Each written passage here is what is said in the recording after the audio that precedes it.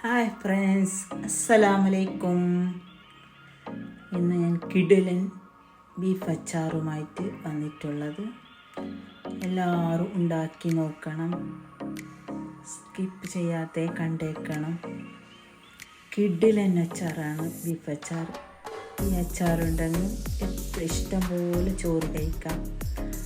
നല്ലൊരു അച്ചാറാണ്. എനിക്ക് ഭയങ്കര ഇഷ്ടം ബീഫ് അച്ചാർ. ഞാൻ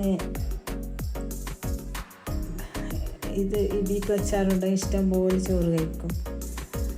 പിന്നെ ഒരു ബീഫ് ആദ്യം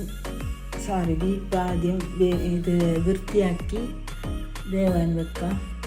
കുറച്ച് മുളക് പൊടി, ഉപ്പ് അതെല്ലാം ഇട്ട് മഞ്ഞൾപ്പൊടി എല്ലാം ഇട്ട് വേവാൻ വെച്ച് വെന്തതിന് ശേഷം ഒരു കടായി വെച്ചു, അതിൽ എണ്ണ ഒഴിച്ചു. പിന്നെ വേവിച്ച കട്ട് ചെയ്ത ബീഫിനെ അതിലിട്ട് നല്ലപോലെ ഫ്രൈ ആക്കി എടുക്കാം. ഭയങ്കര ഡ്രൈ ആണ്ട, മീഡിയം ഫ്രൈ ആയാൽ മതി. അത് ഫ്രൈ ആയതിന് ശേഷം അതിനെടുത്ത് മാറ്റി വെക്കാം. പിന്നെ അതേ എണ്ണയിൽ കുറച്ച് നല്ല എണ്ണ ഒഴിക്കണം. നല്ല എണ്ണ ഒഴിച്ചാൽ അച്ചാർ കേടുവരില്ല. അതേ എണ്ണ കുറച്ച് കടുക് ഇട്ട് അത് പൊട്ടിയതിന് ശേഷം കറിവേപ്പില, വെളുത്തുള്ളി. ഞാൻ 2 ഉണ്ട വെളുത്തുള്ളി എടുത്തിട്ടുണ്ട്. നല്ല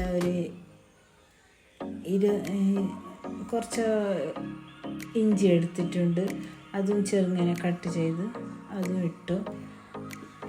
പിന്നെ പച്ചമുളക് ഇട്ടു. അതെല്ലാം ഇട്ട് നല്ലപോലെ ഫ്രൈ ആക്കാം.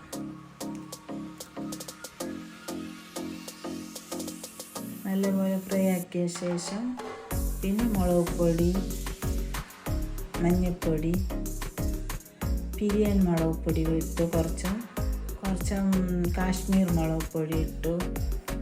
പിന്നെ മഞ്ഞൾപ്പൊടി ഇട്ടു. പിന്നെ ഉലുവ പൊടിച്ചത് അതും ഇട്ടു.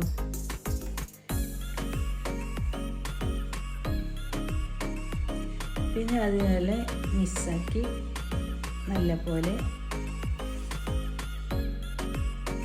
വരട്ടാം. പിന്നെ കുറച്ച് സിർക്കട, വിനാഗിരി ഞാനൊരു 4 സ്പൂൺ എടുത്തിട്ടുണ്ട്. അതിട്ട് നല്ലപോലെ മിക്സ് ചെയ്യാം. നമ്മൾ ഫ്രൈ ആക്കിയ ബീഫിനെ ഇതിലിടാം.